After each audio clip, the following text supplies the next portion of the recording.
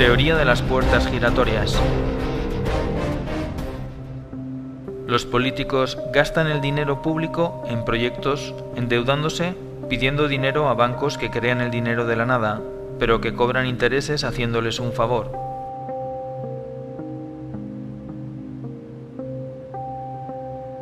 Este dinero generado de los impuestos de los ciudadanos y aumentado por nuevos préstamos va a parar a empresas amigas que diseñan presupuestos sobrevalorados mediante ingeniería financiera de forma legal.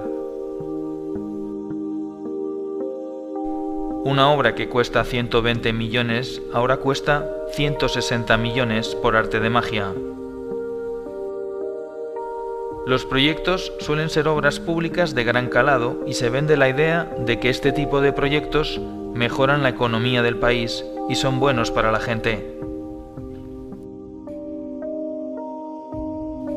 Cuando esta operación se hace bien no pasa nada, pero cuando se hace mal se descubren tramas de corrupción y pueden ser juzgados por la ley. Para que el sistema funcione y queden impunes, hay que manipular las leyes o bien comprar también a los jueces. Una vez que el político se queda con la diferencia, el dinero se guarda en paraísos fiscales, lejos de cualquier control.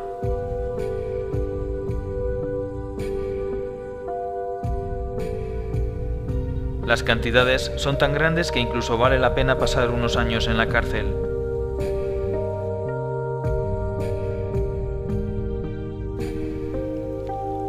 Para devolver el favor que los bancos hacen a los políticos, estos legislan haciendo que la banca siempre gane y organizando más tarde sustanciosos rescates con el beneplácito de las instituciones internacionales que están metidas en el ajo.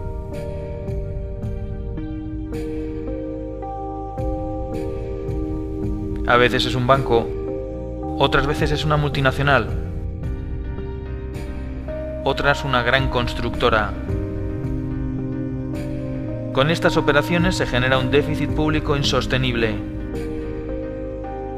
que no es otra cosa que una deuda contraída de la nada a través de un banco. Todo se hace muy complicado para que nadie lo pueda entender. Obviamente, no hay dinero para pagar porque se han contraído deudas inabarcables. Se vende la idea de que hemos vivido por encima de nuestras posibilidades. Como solución, se acude entonces a un rescate. El Fondo Monetario Internacional rescata al país priorizando el pago de la deuda e incluso cambiando la Constitución. Pero para aprobar el nuevo préstamo, que también se crea de la nada, se exige al país que aplique unas medidas que garanticen el pago de la deuda. Las medidas van destinadas a esclavizar a la clase media mediante la bajada de salarios y el cese de los derechos adquiridos. Se privatizan los activos del gobierno y estos pasan a manos privadas, a precio de chollo. Una vez que los políticos acaban su mandato, se incorporan como consultores a alguna de las empresas o bancos a los que han hecho un favor. Muchos de los altos directivos de empresas como Goldman Sachs, Lehman Brothers, JP Morgan, Morgan Stanley y los grupos energéticos terminan trabajando en los diferentes gobiernos y viceversa, confirmando una vez más la teoría de las puertas giratorias.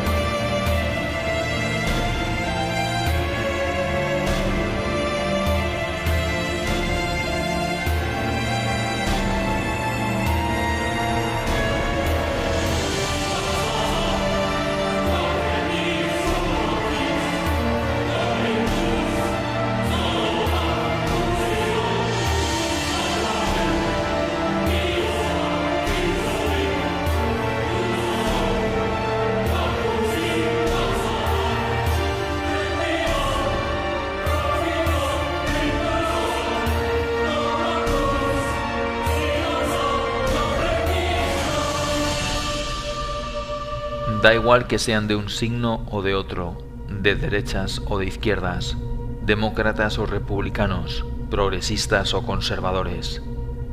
La realidad económica nos señala que los políticos, en lugar de prestar sus servicios a la ciudadanía, al 99%, la prestan al 1%.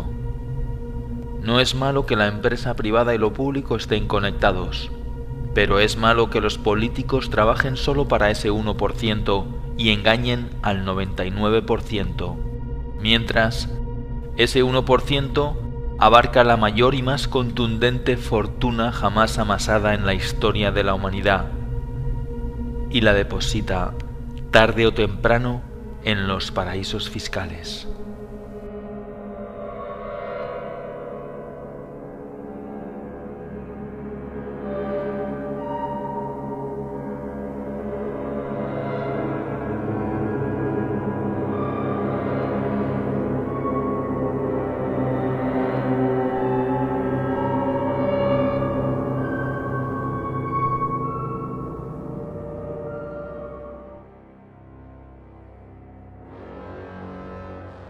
La gran mayoría de las empresas que cotizan en el IBEX 35 tienen presencia en los paraísos fiscales.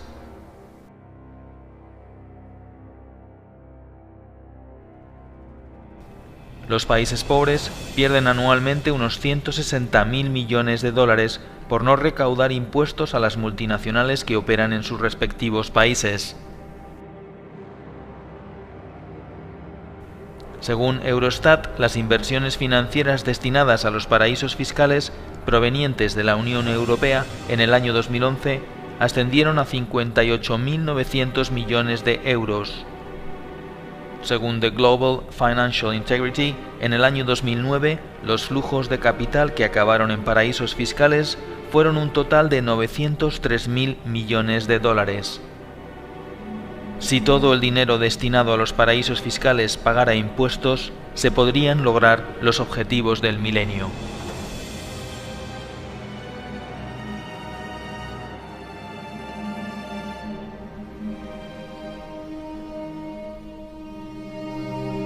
Como hemos visto, el principal problema de la economía no es el déficit público, ni siquiera la deuda. Todos esos males no son problemas, son consecuencias. El sistema financiero y las corporaciones multinacionales, al no encontrar un límite a su actividad, han corrompido el sistema político sometiéndolo a sus intereses, dando la espalda a las personas, creando un mundo cada vez más absurdo y esclavizante. Los políticos trabajan para los lobbies financieros, dejando al ciudadano cada vez más indefenso y pobre.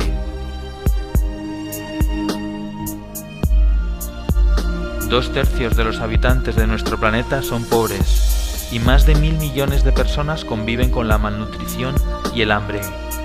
Y mientras, se inyectan miles de millones de euros a los bancos.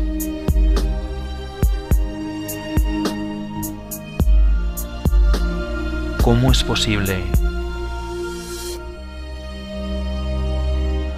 El 99% de la población está cada vez menos protegida y es más vulnerable a ser explotada y padecer una miseria económica perpetua.